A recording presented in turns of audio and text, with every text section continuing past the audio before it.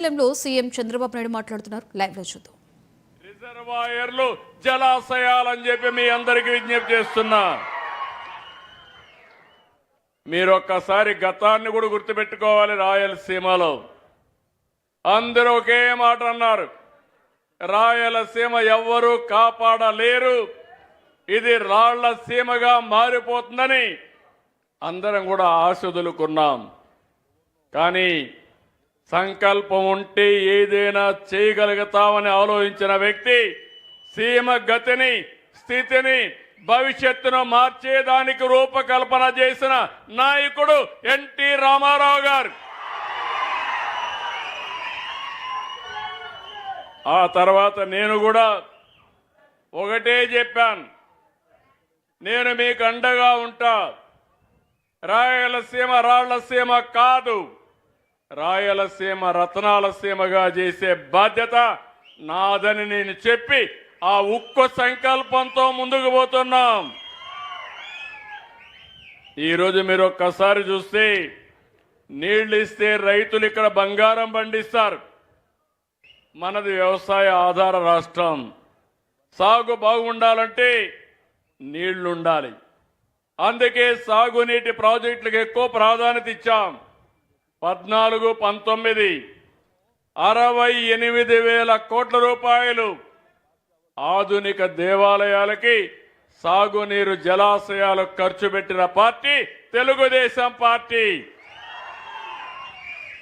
ఒక్క రాయలసీమలో 12,500 కోట్ల రూపాయలు ఖర్చు పెట్టాం. కానీ దురదృష్టం, 5 ఏళ్ళు ఒక పార్టీ వచ్చింది, పేరు కూడా చెప్పను. ఆ పార్టీ వచ్చి నారాయలసీమని 2,000 కోట్లు ఖర్చు పెట్టారు. ఈ 2,000 కోట్ల రూపాయలు జీతాలకు కూడా ఇచ్చే పరిస్థితి లేదు. మళ్ళీ నేను వచ్చాం, ఎన్డీఏ వచ్చింది. ఈ సంవత్సరం ఒకే ఒక ప్రాజెక్టు హంద్రీ నీవా 3,850 కోట్ల రూపాయలు ఖర్చు పెట్టి 4 టీఎంసీ నీళ్లు తీసుకుపోయే విధంగా కార్యాచరణ ప్రణాళిక తయారు చేసింది ఎన్డీఏ ప్రభుత్వం. నేను మీ అందరికీ ఒకటి హామీ ఇస్తున్నా, 11వ తారీఖున పంపులు ప్రారంభిస్తాం. 15వ తారీఖు జీడిపల్లికి నీళ్లు తీసుకుపోయే బాధ్యత ఈ ప్రభుత్వానిది.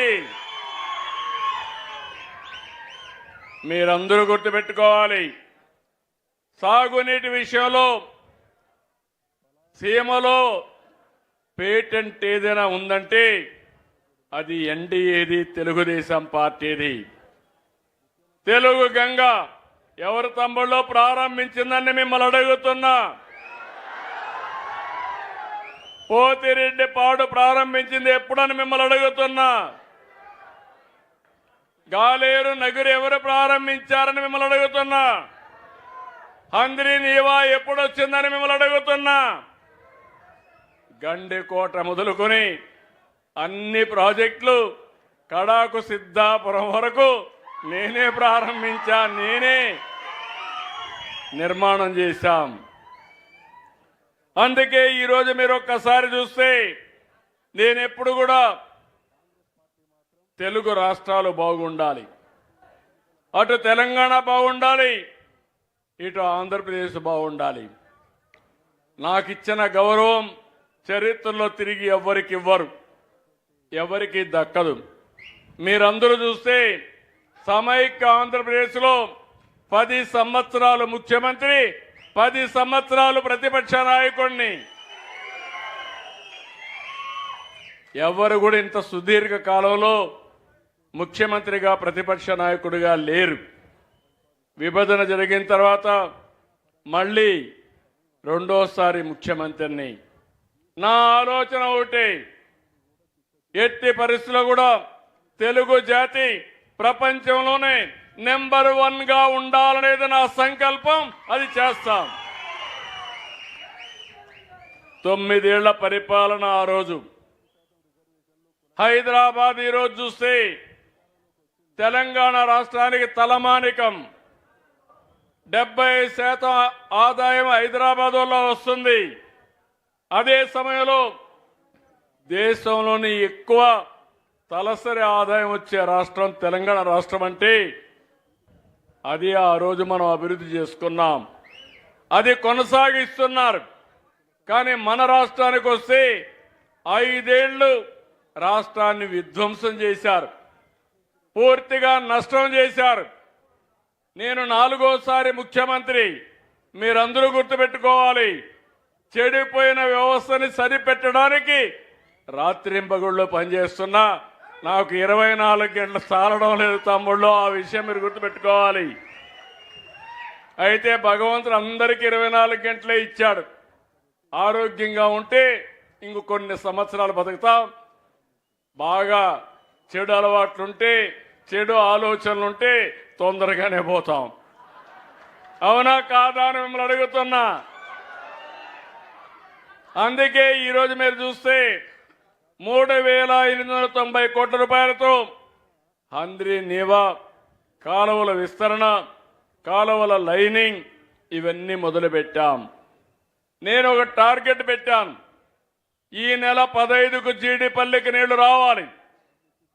అక్కడి నుంచి పిఏబిఆర్ కానీ అక్కడి నుంచి మిగిలిన ప్రాజెక్ట్స్ అన్ని పూర్తి చేసి కింది వరకు నీళ్లు తీసుకెళ్ళాలి. ఇవన్నీ కూడా 30వ తారీఖుకి దగ్గర కుప్పానికి నీళ్లు తీసుకుపోయే కార్యక్రమానికి, మదనపల్లి వరకు నీళ్లు తీసుకుపోయే కార్యక్రమానికి శ్రీకారం చుట్టాం. ఈరోజు మీరు ఇంకొక పక్కన చూస్తే ఇక్కడ ఉండే నీళ్లు సముద్రంలోకి పోయే నీళ్లు. ఈ విషయంలో అందరూ గుర్తుపెట్టుకోవాల్సిన అవసరం ఉంది. సముద్రంలోకి పోయే నీళ్లు తెలంగాణ కానీ ఆంధ్రప్రదేశ్ రాష్ట్రం కానీ పూర్తిగా వాడుకోగలిగితే రైతులకు మేలు జరుగుతుంది. అదే నా ఆలోచన. ఈరోజు నీళ్లన్నీ ఉన్నాయి. అందుకే ఈ సంవత్సరం ముందుగానే వ్యవసాయ కార్యక్రమాలు ప్రారంభించాం. ఈరోజు మనకు పోలవరం పూర్తి అవుతా ఉంది. ఆ రోజు మీరు ఒక్కసారి ఆలోచిస్తే, నేను గాని ముఖ్యమంత్రిగా కంటిన్యూ అయి ఉంటే, తెలుగుదేశం అధికారంలో 2019లో గెలిచుంటే ఇప్పటికి పోలవరం జాతికి అంకితం అయ్యేది. ఈరోజు రాయలసీమకు నీళ్లు వస్తున్నాయంటే పోలవరం వల్ల మీకు నీళ్లు వస్తున్నాయి. ఈ విషయం మీరు గుర్తుపెట్టుకోవాలి. కృష్ణా డెల్టాకు మనం కృష్ణా వాటర్ వాడడం లేదు, పోలవరం నీళ్లు వాడుతున్నాం. 120 టీఎంసీ నీళ్లు అక్కడ వాడి అక్కడి నుంచి రాయలసీమకు మిగులు నీళ్లు ఇక్కడ ఇస్తున్నాం. రేపు రాబోయే రోజుల్లో ఒకటే హామీ ఇస్తున్నా. 2021-22లో ఒక్కసారి మీరు ఆలోచిస్తే, నేను డయాఫామ్ వాళ్ళు పూర్తి చేసి 20 అప్పట్లోనే 2020కి నీళ్లు ఇవ్వాలని ఆలోచించాం. పోలవరం అనేది మీరు గుర్తుపెట్టుకోవాలి. రాష్ట్ర రైతాంగం ఆంధ్రప్రదేశ్కి ఇది ఒక పెద్ద వరం. గోదావరిలో ఈరోజు నీళ్లు 2000 టీఎంసీ సముద్రం లేకపోతున్నాయి. ఇది ఒక్కరోజు కాదు, 100 సంవత్సరాల చరిత్ర. సరాసరిన 2000 టీఎంసీ నీళ్లు సముద్రం లేకపోతున్నాయి. 200 టీఎంసీ నీళ్లు ఇటు ఆంధ్రప్రదేశ్ వాడుకోగలిగి, అవసరమైతే 100-200 టీఎంసీ నీళ్లు తెలంగాణ వాడుకుంటే రైట్. ఇక తన మీద